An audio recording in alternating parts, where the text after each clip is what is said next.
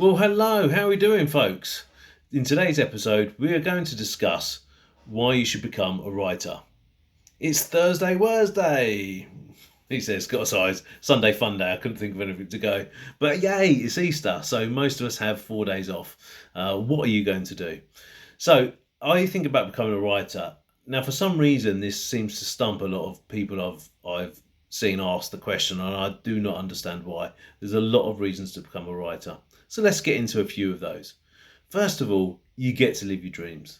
The other day, I was in the SAS, shooting bad guys and, had great fun. Oh, I'm unscathed, I'm fine. Awesome. I was also went to Mars. I've been to Mars. I've explored Mars. Researched it and that. I can even tell you what's on Mars. Oh no, actually no. You have to buy the first man to Mars if you want to explore that one.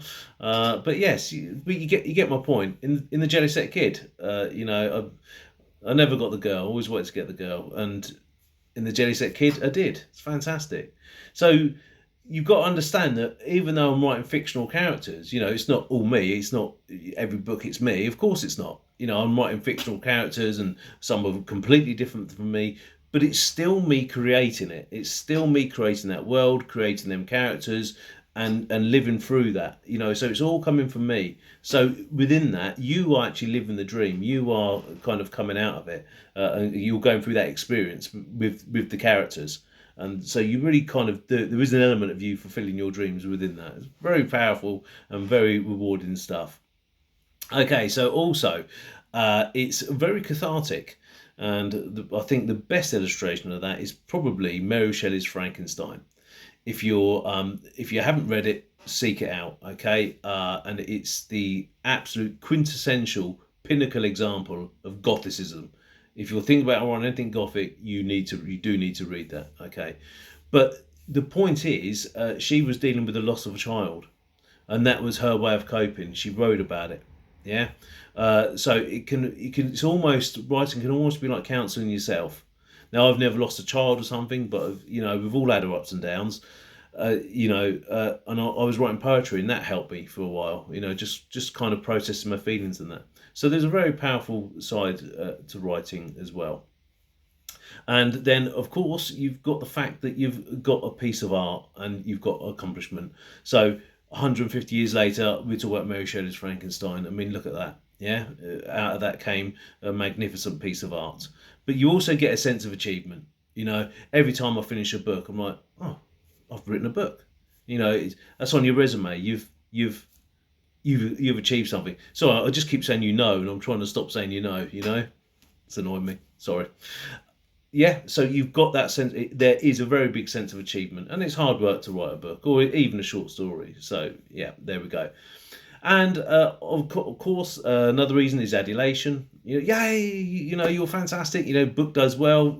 Stephen King, let's say, oh wow, I love your books. So if you're seeking adulation or you want adulation and your book sell and you do well, then obviously you're going to get that, and that is nice. Perhaps you may be more the shy type, but that's fine. There's that nice positive reinforcement side of it as well. As well as that, you get to learn about words. You get to improve your craft of writing. I learn new words all the time about structure, and that's obviously if you love words, then as again, yeah, that's fantastic. So if you speak to a literary agent or an editor, an experienced one, they could tell you straight away if a manuscript that came through was from an 18-year-old on her first novel or a 40-year-old on her 10th. Yeah. You do progress, you do change, you're learning a skill, you're always improving yourself, and you're improving your knowledge as well because you're researching. I'm researching random things. I was researching oil tankers. I'd never known anything about an oil tanker. Now I know a bit about shipping because I had to because I was writing a story. Yeah, hello high water. So, and there's another reason. So you can see all these reasons coming out. And then obviously you've got, you might win awards as well, but I think that ties in with achievement. So the reason I'm going to leave till last is, of course, money, the pecuniary side of it. If your books sell well, yes, you can make a lot of money. You can become independent and financially free, which is what most of us seek. Okay, but I leave that till last on purpose because there's so much enjoyment, so much reason to bolster your life, bolster your soul, bolster your prowess, your intellect, your heart, everything. There's all these reasons before you get to that side, get to that reason of money, and that's, my friend, is why I think you should write. So, what are you doing this Easter?